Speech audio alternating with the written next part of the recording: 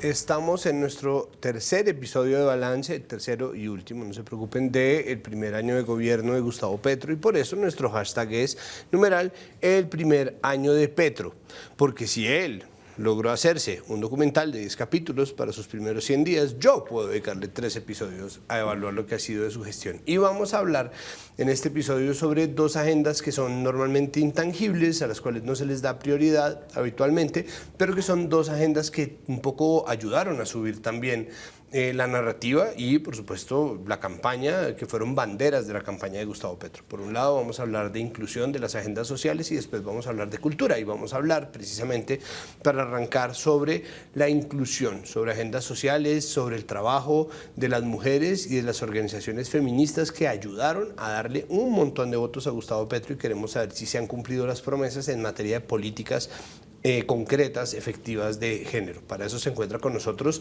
María de los Ángeles Ríos. Ella es coordinadora de acción política de la Red Nacional de Mujeres. María de los Ángeles, bienvenida a El Lunes. Muchísimas gracias por estar acá. Gracias, Santiago, siempre por el interés en esta agenda.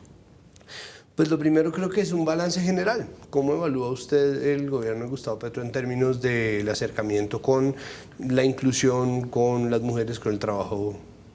Pues lo primero es que en efecto Petro en su campaña plantea unos compromisos de gobierno. De estos nosotras identificamos un total de 13 que podemos ver que aportan al ejercicio de la autonomía física, autonomía política, autonomía económica de las mujeres, y una de sus grandes apuestas, que es la paz total. Y en estos compromisos vemos que hay, de entrada, se asume que va a aportar al reconocimiento y al ejercicio de los derechos de las mujeres. Sin embargo, este primer balance pues, nos remonta al Congreso. ¿Por qué? Porque sus principales apuestas son reformas, Plan Nacional de Desarrollo, y es lo que le va a permitir llevar a cabo su plan de gobierno. Nuestro balance es que, si bien en principio hay una apuesta por los derechos de las mujeres, en Congreso hay una barrera que impide que esto avance. En violencias basadas en género, nosotras vemos que hay una apuesta de gobierno que ha logrado avanzar, que avanza con mucha facilidad en el Congreso, pero esto no ocurre cuando hablamos de participación política de las mujeres ni de derechos sexuales y reproductivos, es decir, cuando estamos hablando del ejercicio de la autonomía, no de las barreras en sí mismas, sino cuando hay un liderazgo, hay una autonomía y una decisión sobre el cuerpo de las mujeres. Y allí es que vemos los principales retos para este gobierno, no solo en, digamos, proyectos de ley que están en gobierno, sino en reformas. Algo que pasó en la reforma a la salud, por ejemplo, es que se elimina el enfoque de género. Era uno de los principios y lo eliminan, y no es claro el por qué. Pues ya se avanzó desde el acuerdo de paz, ya se ha establecido que es uno de los enfoques que debe tenerse en políticas públicas para que puedan aportar a la superación de la desigualdad. Sin embargo, pues no se puede hacer esto. U otro ejemplo es, por ejemplo, se hablaba de las casas de autonomía de las mujeres en el Plan Nacional de Desarrollo, y es necesario cambiar la palabra autonomía, y ahora se llaman casas de dignidad para las mujeres.